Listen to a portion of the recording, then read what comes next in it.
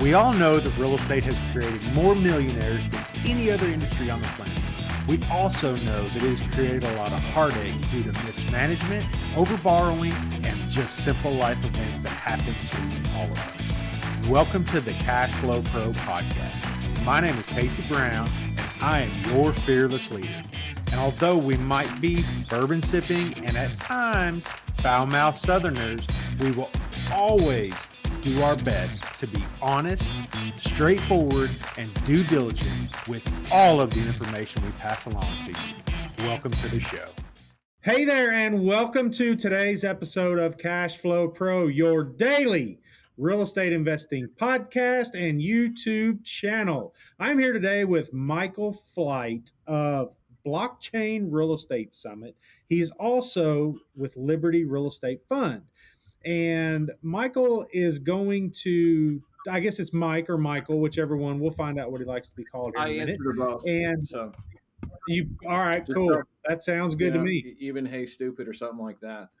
That's right. So I say you ought to hear what I answer when my wife yells. I answer to even worse than that, right? So, but one thing that this real estate business in general is kind of, I feel like we are all sitting here kind of waiting for somebody to say, hey, I figured it out. I figured out how to do real estate and I figured out how to make the real estate and the blockchain come together. And I'm interested to see what your take is on a few of the different principles that are involved. Maybe explain to the listeners a little bit about what blockchain is for the few that may be out there that don't necessarily understand. But take it away, Mike. Sure. The thing we should probably start with is what is blockchain, and blockchain. Actually, let's start a little bit with who you are, where you're from, fantastic. what you got. Just so the listeners have some context to what you. All right, I'm Michael Flight. I've been in the real estate business, commercial real estate business, since 1986. Primarily working with shopping centers, retail real estate, and net lease properties. We founded Concordia Realty in 1990 and have been in business with Concordia Realty since 1990. What we did through the 90s and through the 2000s was invest together and partner with large institutions investing in shopping centers, malls. We were some of the first people that actually demalled, which was decommission a mall and redevelop it into other things, and we did 3 of those. So that's where I came from, the real estate side. I've always been interested in the technology side because when we founded our company in 1990, I had a friend from high school who founded a technology and software company at the same time. So we shared space together. And these guys were literally in 1990 building out the internet. So we had access to the internet and everything else in 1990, which was way before most people had even heard of the internet, or if anybody's seen the Good Morning America thing, I think it was 1994 or something. They're saying, what's the internet and what is email? So that's kind of I've been around it. I know what the stuff does. There's no way I could do anything with programming or anything like that. But then in probably 2014, very smart guys around me started talking about Bitcoin. And then it turned into blockchain. And I told my kids in 2015 or 16, somewhere around there, I said, I don't know what this thing called blockchain is, but you need to figure it out, because all these insanely smart guys that are around me keep mentioning and talking about blockchain. So I said, you need to figure it out and do something. They never did listen to me, which is what kids, do. But fast forward to 2017, I really got into talking with some of these guys, trying to understand, Bitcoin and what blockchain is. And I couldn't make the jump to say, well, this seems to me like it's just the same as any other currency, but I don't understand the math behind it. So why wouldn't you just tie what you're trying to do to something like gold, if you want real money, or tie it to real estate if you want real money. And so I went about trying to see how you could take this technology and tie it to real estate, which would make real estate not only tradable, but theoretically, you could also have a currency that's backed by real estate. And the reason why I Yep. was always fascinated by that is because when they were arguing about what the currency should be backed by when they were doing the US Constitution, Ben Franklin, who everybody knows was an insanely smart guy and probably one of the smartest founders in terms of, just everything that he was doing, he wanted to Yep. tie the dollar to land, and so he had this Yep. thing called That's exactly land right. coin. Yep. So I had always been interested. It's like, how do you do that? And so with this technology, which we will now jump into, which is blockchain technology, um, blockchain allows you, just like the internet allows instantaneous worldwide communications, so that Casey and I can have this video and everything is up and running and you never think twice about it. But when I was in 1990, our large way of communication was by fax. Yep. So that was instantaneous communication. You could send an email, you could do this. Blockchain technology takes that technology, but you can send money, you can send an asset, or you can send value instantaneously anywhere in the world. And so that's Yep. why blockchain technology people should listen to, because all the major banks, all the major companies, and everything. You hear all this stuff about NFTs, and it's just like these stupid monkeys, and you hear about all the stuff, but it's the guts of this technology that is the rails of the new financial system. So if you could take real estate and connect that to blockchain, then you can actually take pieces of real estate or an entire real estate, like a house or something, and transfer it anywhere in the world so that that ownership can track anywhere in the world. Yeah. And there's a couple of things that I want to bring up about this that really make the this whole discussion, and I've had this discussion with myself many times in my own head. Those are the best And discussions because nobody argues with. yeah, yeah, they can be, but they can also be, if you don't have an answer or don't know an answer, they can also be the most discouraging, or frustrating rather. But the first is, I feel like initially we had a surge in, and I feel like a lot of this can be tracked through Bitcoin price, the price of Bitcoin period. Now we know the technology behind Bitcoin is beginning to become a little like it's there's better technologies that are coming out, there's more energy efficient technologies that are coming out. The thought process behind Bitcoin in general is you're trading something of value for something of value, and that was the hardest part for some of the folks that I've tried to explain it to, for them to get over. Well, what gives it value? Well, what gives a dollar a value? The only thing that gives dollar value is the fact that somebody's willing to give you something for that dollar.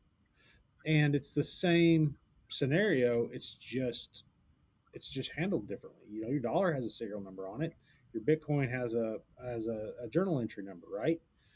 And so, but the other part of this was getting people to over the education hump. And I feel like when you start tracking the Bitcoin price and you've seen that it's gone up and up and up and up and up and up, now it's on its way back down. But I feel like there that graph almost identically matches an education curve, if you will. Like, you have people that understand, they're investing, they're learning, they're investing, they're learning, and then all of a sudden you can't grow anymore because you've ran out of the people that understand what it is, and the rest of the people that are left to give it demand are like, I'm out, I'm out. Yeah. I want something I can put in my And can I hands. address that part, and then also so the Bitcoin maximalists don't, immediately trash us? So, Okay. number one, with the Bitcoin network, it's a proof of work network, so you have to expend energy.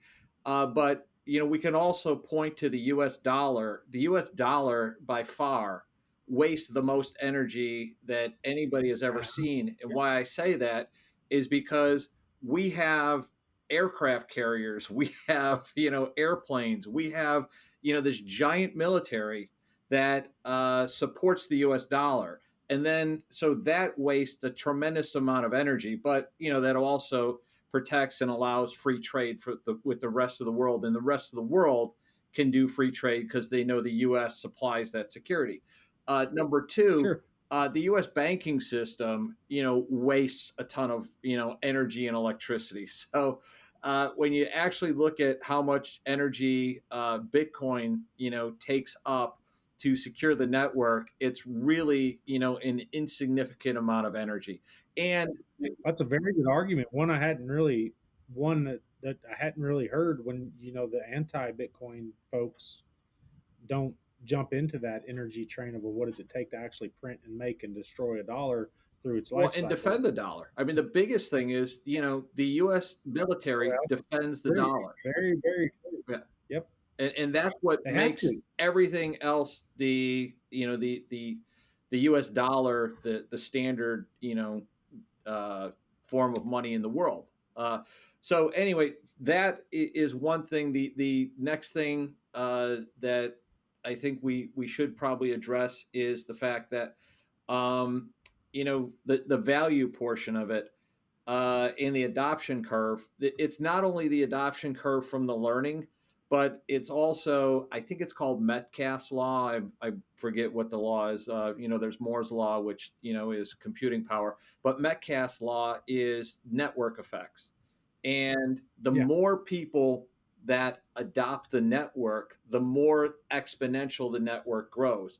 So you are going to see not only the price of Bitcoin going up because there's only a certain amount of Bitcoins that are ever going to be produced, but you're also going to see it going up as more people adopt it, and more people, even more people just buying into the blockchain technology. They're going to be say, oh, this is another asset class, and perhaps I should invest in it. And then the next thing sure. I like to say is, I believe that one Bitcoin probably is going to go to $1 to $2 million per Bitcoin, and the reason why I say that is the total market cap, probably Bitcoin is going down to like 800 million or 600 million right now, but at one point it was like $1 billion market cap.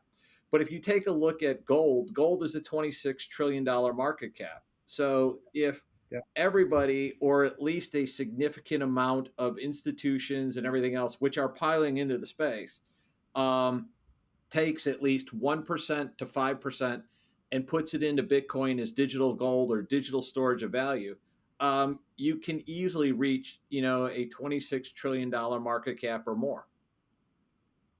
Now, does correct me if I'm wrong, but does China allow Bitcoin people to own Bitcoin?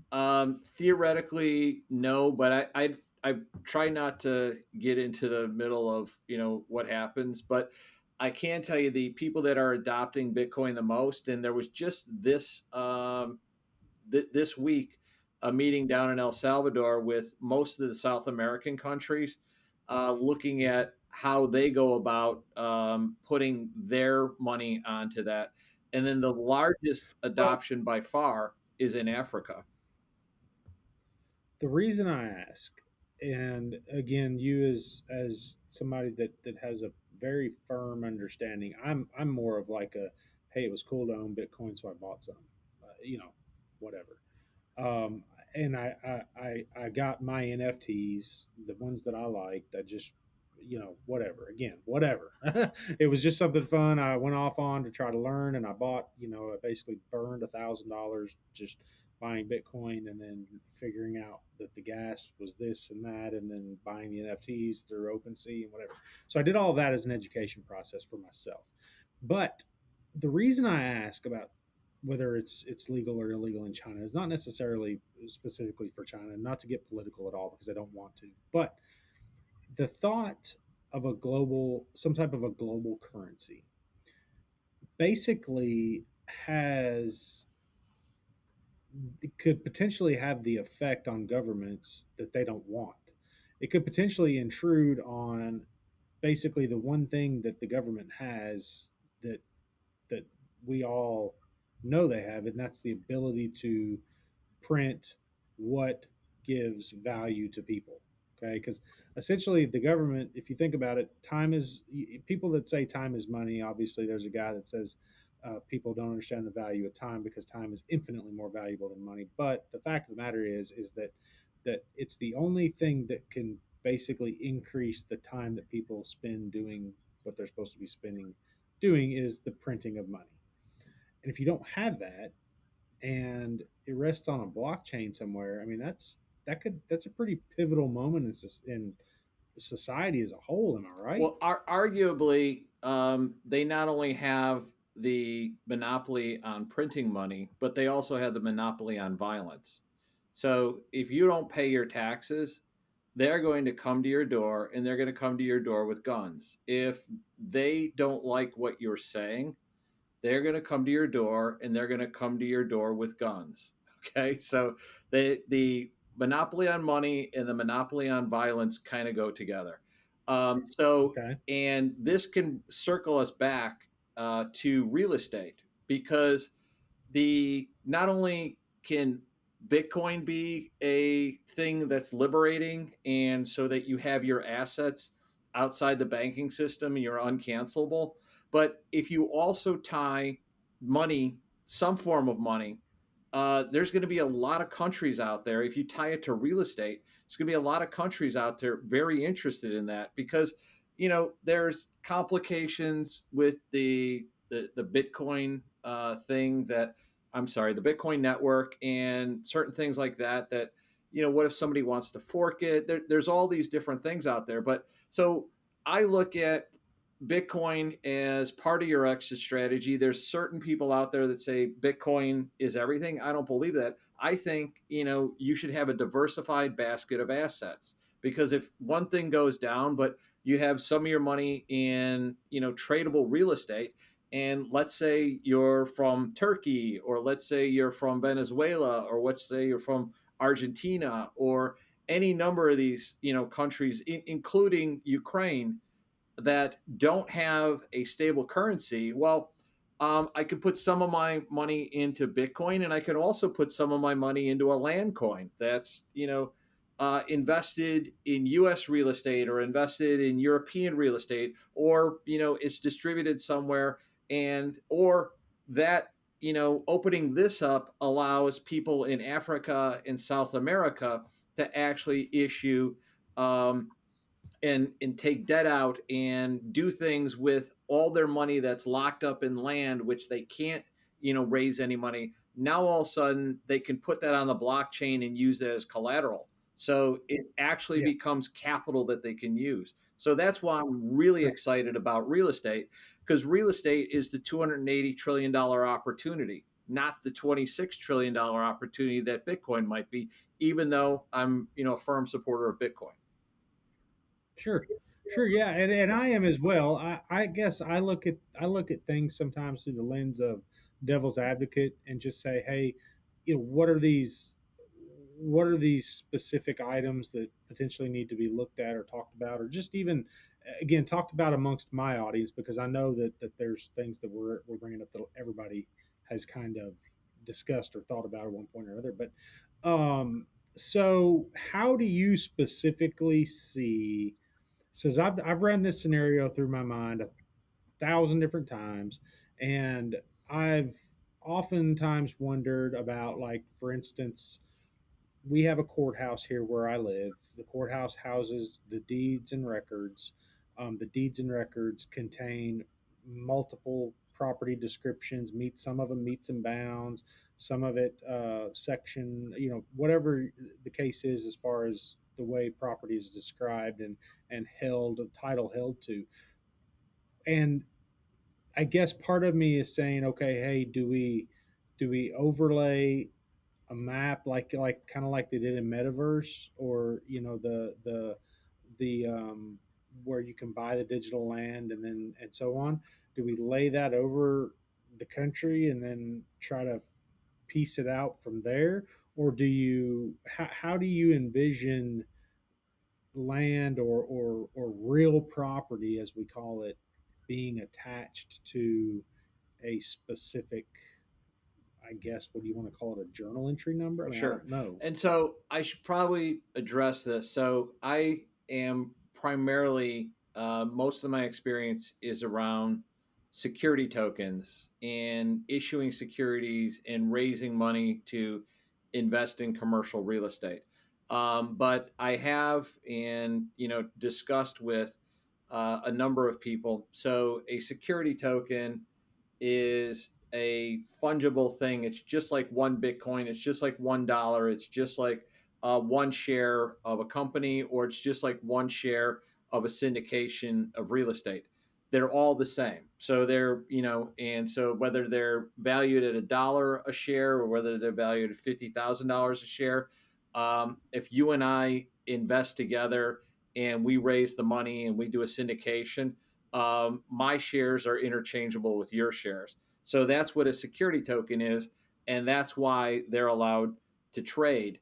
Um, and then you get into the non fungible tokens, which is each individual property can be its own NFT. So each individual house on your block could at some point, sometime, and you won't call them NFTs, it'll just be, it'll just be running in the background, but at some point, all that stuff will be counted on a blockchain so that right now the title process, it takes like 2 or 3 days to do a title search. That's exactly where I've what that's the exact process that I Yeah. was saying. Hey, this basically like almost cuts real estate attorneys and just like puts them on the But sideline. the main problem is that the title companies, the real estate attorneys, the brokers, and everybody else are not going to go away. They're going to stay there, and they're going to say, "This is, my piece. I want this piece of the pie." So, um, I think that the hardest part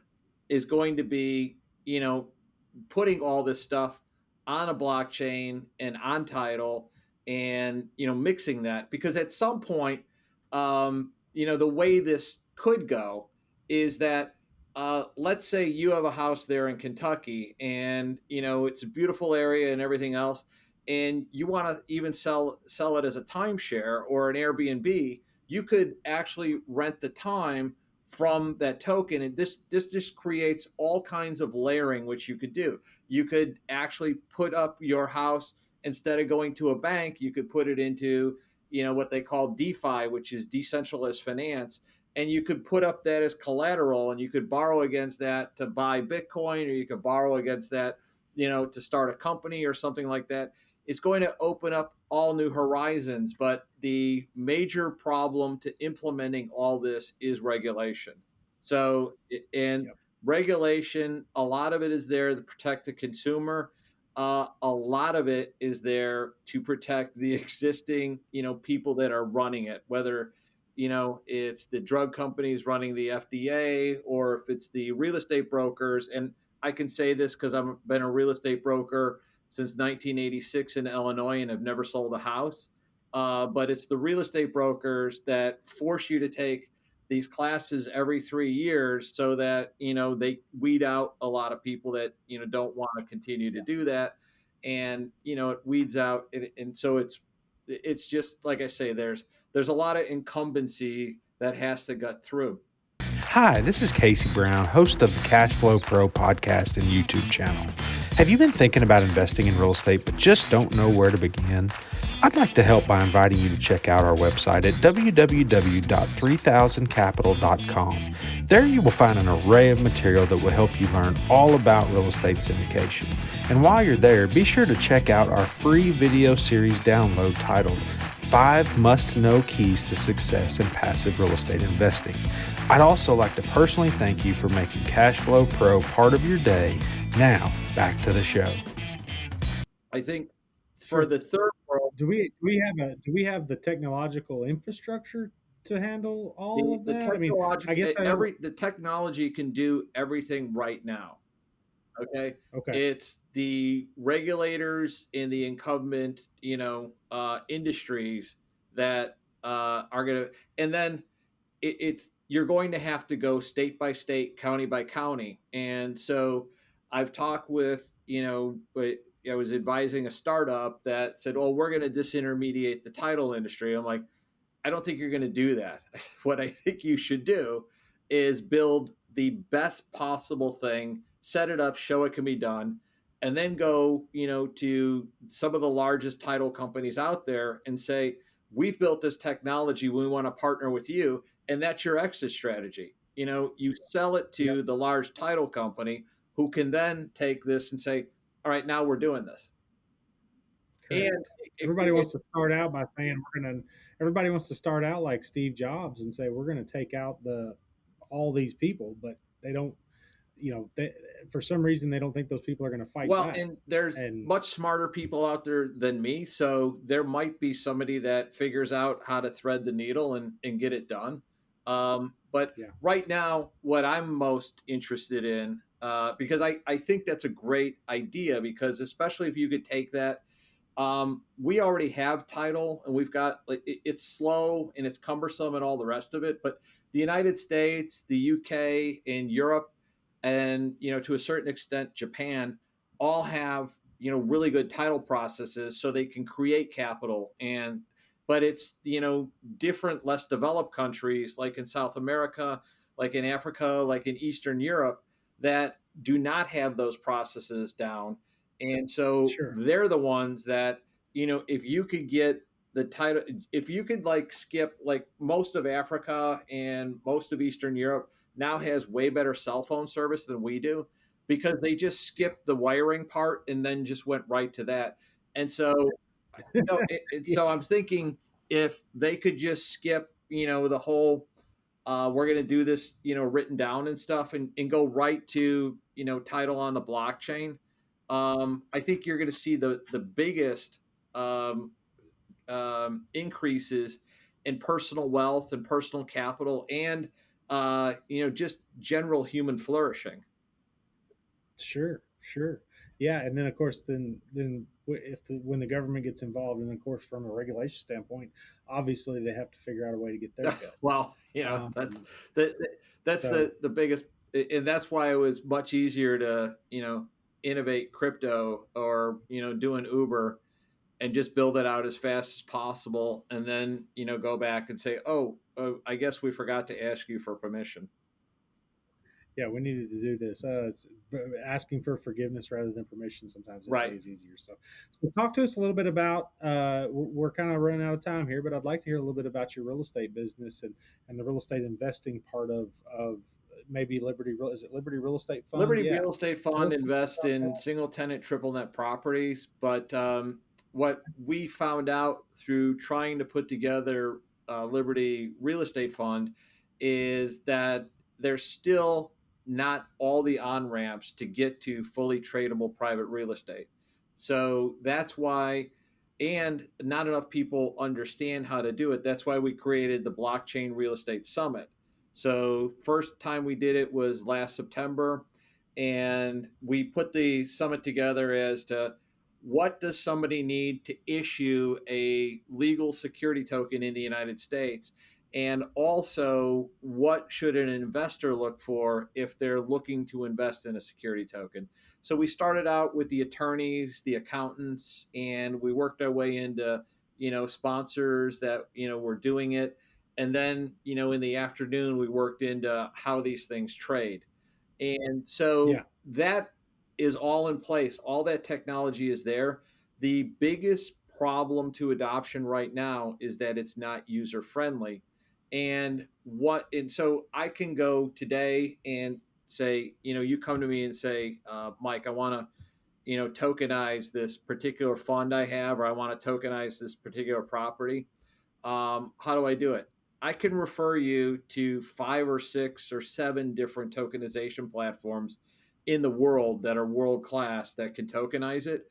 The problem is that you getting your investors to actually figure out how to onboard, and you getting it so that it trades, seamlessly. Nobody has done that yet. So we're working on a solution right now so that if your investors come to you and say, I'm interested in investing in one of your vehicles, you just say, okay, here we've got this multifamily building, or we've got this, self-storage property, and it's here in Kentucky. We think it's going to be, winter, and here's what the returns on. They sign up for it. They onboard. There's no messing around with what's called a wallet. There's no messing around with, I need to figure out how to do this. They just onboard. They have an account, and it trades like Robinhood or Fidelity or Vanguard. Sure.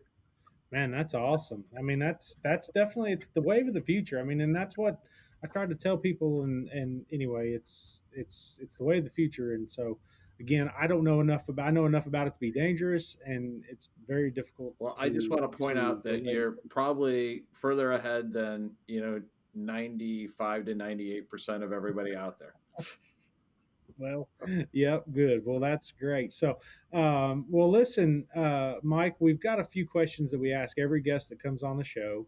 And there's no right or wrong answer. And just tell us what you think, and we'll go on. So, what is the best book that you have recently read or are currently reading?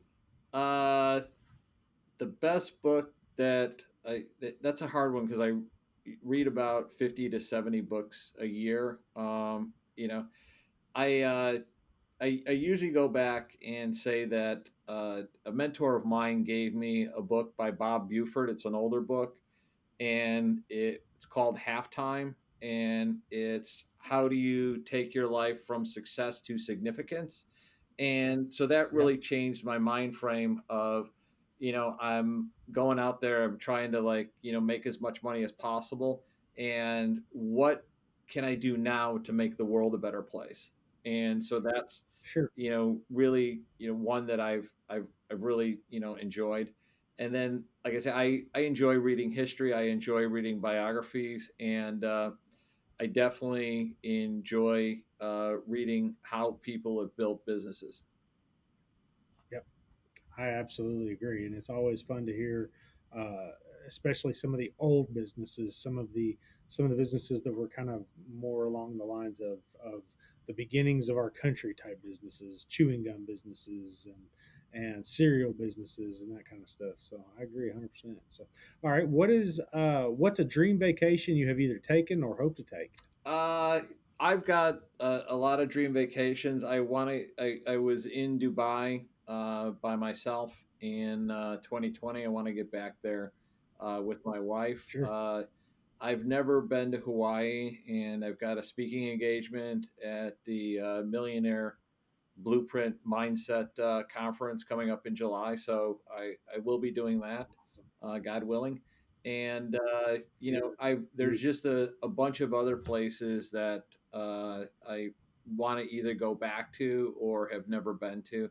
I'm really a huge fan of Europe, but it's, with COVID, it's made it difficult to get in Yep. and around over there. So Yep. those are some of the places that come to mind immediately. Oh, and I big on the thing is to get to Thailand too. Oh, Yeah, awesome. Awesome. Yeah.